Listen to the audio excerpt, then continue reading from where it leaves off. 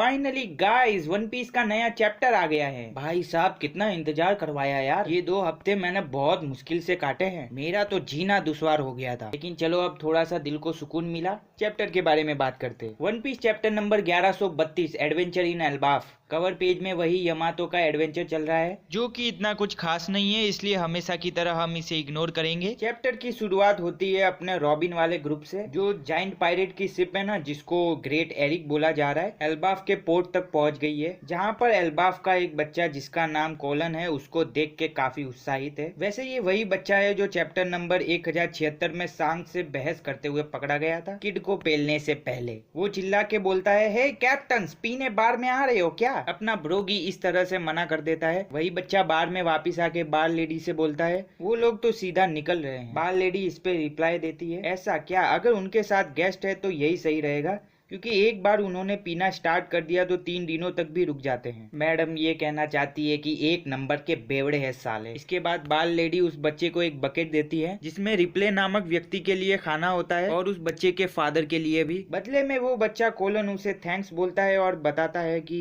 डोरी और ब्रोगी जिसे लेके आए हैं वो अभी अभी एम्परर बना है। बॉस ने मुझे उसके बारे में बताया था, और वो बॉस कोई और नहीं अपने सांग चिचा है, जिसने कहा था स्ट्रॉ हैट लूफी। ये नाम याद रखना। हाँ बस इतना ही। क्यों याद करना है? अरे एग्जाम में आएगा ना, मोस्ट आईएमपी क्वेश्चन है। इस छोटी सी लाइन का क्या मतलब निकाले यार? क्या उस बच्चे को भूलने की बीमारी है, या फिर ये बच्चा बहरा है और इसने इतना ही सुना? वाक्य तो पूरा कर लेते यार। खैर आगे बढ़ते हैं। ये सब बकचोदी करने के बाद कोलन निकल पड़ता है बाढ़ से। इसके बाद देखते हैं हम हजरुद्दीन को, जिसको ग्रेट एरिक शिप दिख चुकी है। हजरुद्दीन बोलता है, भाई कितनी सही किस्मत है बे, हम लोग रेनबो के लिए बिल्कुल सही समय पर पहुंचे हैं। चलो अपने भी चलते हैं। गाइस तुम लोग समझ नहीं पा रहे होंगे ये क्या बोल रहा है, तो देखो ऐसा है कि ये लोग रेनबो बना रहे हैं और अब उस पे सवारी करने वाले हैं। भाई यार जितने अपने हैरान है उतने अपने भाई लोग भी हैरान है। बाद में ब्रोगी एक पत्थर दिखा के एक्सप्लेन करता है, तुम लोग इस रेनबो को ड्रॉ कर सकते हो इस सनस्टोन पेंटर की मदद से। और इस बात से तो भाई हर कोई हैरान हो जाता है। इसके बाद एक बंदा बोलता है, बॉसेस तैयार हो जाओ। ब्रोगी कुछ पकड़ने को कहता है क्योंकि ये लोग वर्टिकली जाने वाले रेनबो के ऊपर, और अपने भाई लोग ये सब अच्छे से समझ पाते इससे पहले ही शिप टेक ऑफ कर जाती है। बाद में इन लोगों को एक्सप्लेनेशन दिया जाता है, डोरी या ब्रोगी में से ही कोई दे रहा होगा। देखो गाइस ऐसा है,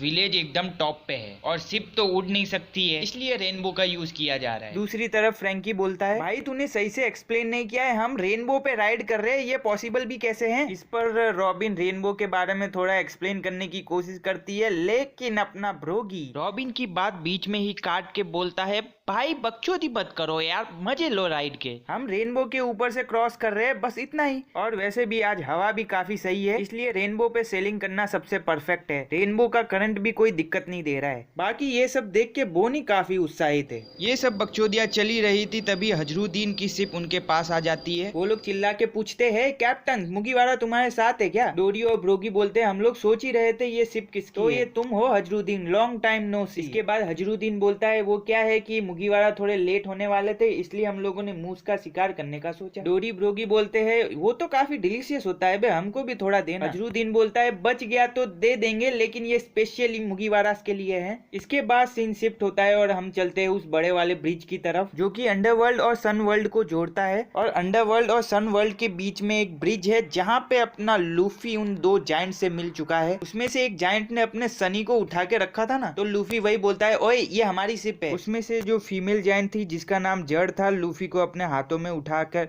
बोलती है, तुम तो लूफी हो ना, मुझे तुम पसंद आए छोटे ह्यूमन। मुझे गलत मत समझना, मैं उस रोड की तरह नहीं हूँ, मैं उसकी तरह ह्यूमंस को ट्रैप नहीं करना चाहती, मैं तो बस दोस्ती करना चाहती हूँ। अरे मैडम होती तो भी कोई दिक्कत नहीं, आपका तो गुलाम बनने को रेडी है हम। पर्सनल फीलिंग को साइड में रखते हैं गाइस और आगे बढ़ते हैं। वो मोटा बोलता है, जड़ अभी इसका टाइम नहीं है। जड़ लूफी को बोलती है, मुझे पता है तुम लोगों को यहाँ पे जबरदस्ती लाया गया है, विश्वास करो मेरा उस चूतिये से कोई वास्ता नहीं है, और वी आर वेरी सॉरी जो भी तुम लोगों को अभी तक सहना पड़ा है उसकी वजह से। लूफी गुस्से में बोलता है, अच्छा तुम लोग उस कल फेस वाले की बात कर रहे हो? इसके बाद वो मोटा जायंट बोलता है, वो सब छोड़ो भाई, तू अभी रेल्म ऑफ द डेड से आया ना, तुम वहाँ कर क्या रहे थे? तुम गलती से गिर गए थे क्या? इस बात पे भाई साहब अपना लूफी बिल्कुल डर गया, पसीने छोड़ने लग गया। और इसके बाद हमें दिखाया जाता है कि लूफी और लोकी के बीच में वो डील फिक्स हो चुकी है। लूफी विलेज में चाबी ढूंढेगा, लोकी को आजाद करेगा, बदले में लोकी सांग्स की जानकारी देगा। मिलेगा और शायद लोकी के जरिए ही हमें सांग्स की बैक स्टोरी भी देखने को मिलेगी। लेकिन भाई साहब लोकी को आजाद करने के बाद में जो बकचोदी होगी देखने में मजा आएगा। वैसे इस डील के बारे में लोकी ने किसी और को बताने से मना किया है लूफी को, इसलिए अपना लूफी परेशान है कि क्या बोलूं। और तुमको पता ही होगा यार, अपना लूफी को झूठ बोलना नहीं आता। वो बंदा बोलता है भाई इतनी ठंडी होने के बाद भी तुझे इतना पसीना क्यों आ रहा है। वैसे वो सब छोड़ो, मैं खुश हूँ कि तुम ठीक हो। और इस तरह अपना लूफी बच गया, वरना वॉर तो यहीं शुरू हो जाती। इसके बाद हम देखते हैं एल्बाफ का second level realm of the sun, जिसके जंगल में रोड अभी भी अपने भाइयों के पीछे पड़ा हुआ है और अपने नामी और चॉपर को बस पकड़ने ही वाला है। लेकिन भाई साहब अपने भाइयों के बिछाए हुए जाल में फंस गया। इस पर अपनी नामी बोलती है भाई क्या चूतिया बंदा है यार, ऐसे जाल में तो कोई एनिमल भी नहीं फंसता। लेकिन उसोप बहुत चिंतित है, बोलता है कि जोरो और सांजी तुम लोगों ने कुछ ज्यादा ही नहीं कर दिया। दूसरी तरफ रोड काफी गुस्से में है, चूतिया बार बार छोटे ह्यूमंस के हाथों से पिट रहा है। तब तक वहाँ पे अपने वो दोनों जाइंट भी आ जाते हैं, जिसकी आवाज सुन के रोड को लगता है कि वो उसे बचाने आए हैं, लेकिन दोनों ने मिलकर रोड को ही पेल दिया। और भाई साहब हथियार देख के लगता है कि बहुत जोर से पड़ी होगी। भाई ये बंदा अब मंदिर का घंटा बन गया है, पहले अपने भाइयों ने बजाया अब ये दोनों बजा रहे। लेकिन छोड़ो यार, ये इसी के लायक है। हमेशा की तरह लेडीज को देख के सांजी फिर से सिंपिंग कर रहा है, लेकिन अपना जोरो बोलता है मुझे नहीं लगता अब इससे फर्क पड़ेगा कि हमने ज्यादा कर दिया।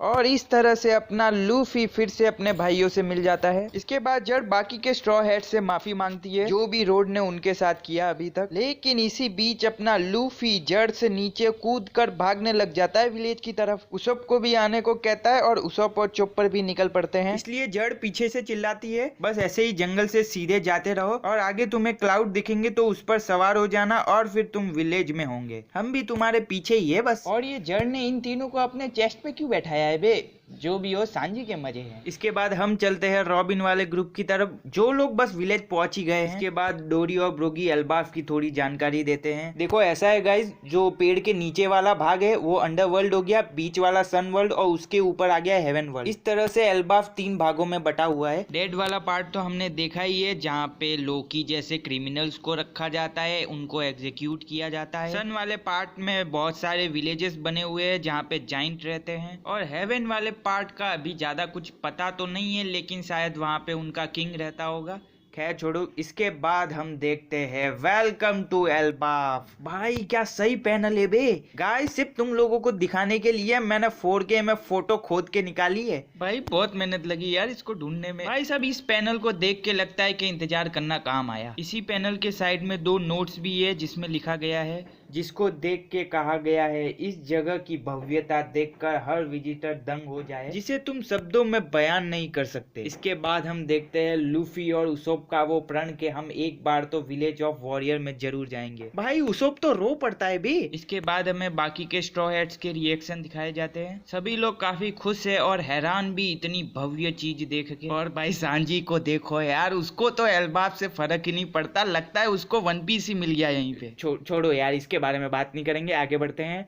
और इसी के साथ ही अपने रॉबिन वाला ग्रुप और लूफी वाला ग्रुप एक दूसरे से मिल जाते हैं। और अपने लूफी, उसोप और चॉपर इस बात से शौक है कि ये लोग रेनबो पे राइड कर रहे हैं। इसके बाद हमें लुइस आर्नोल्ड एक्सप्लोरर के थोड़े से नोट्स दिखाए जाते हैं एल्बाफ के बारे में, जो कि उसने अपनी किसी बुक में लिखा है, जो कि मैं नहीं पढ़ रहा यार, तुम लोग ही पढ़ लेना। लेकिन आखिर में हमको एक मिस्टीरियस व्यक्ति देखने को मिलता है, जिसके बारे में लोगों का कहना है कि ये सिकी द गोल्डन लायन हो सकता है। भाई थोड़ा सा डिजाइन उसके जैसा ही दिख रहा है इस बार तो। और कहीं ये बंदा वही तो नहीं जिसको बार लेडी शुरुआत में खाना देने को बोल रही थी उस बच्चे से। चलो देखते हैं भेड़ की खाल में सिकी द गोल्डन लायन निकलता है या कोई और बेकार जोकता है। अच्छा चैप्टर तो इतना ही था, वीडियो भी इतनी ही रखते हैं। वैसे गाइज इस बार चैप्टर रिव्यू नहीं आए क्योंकि ओडा सर जी बिजी चल रहे थे और उन्होंने चैप्टर डाला ही नहीं, और आगे भी नहीं आएंगे क्योंकि मैं अभी बिजी होने वाला हूँ। वीडियो बन नहीं पाएंगे यार, बहुत मेहनत लगती है यार, और मेरे जैसे आलसी के लिए तो बहुत ज्यादा मुश्किल हो जाती है। बाकी इस चैप्टर की बात करें तो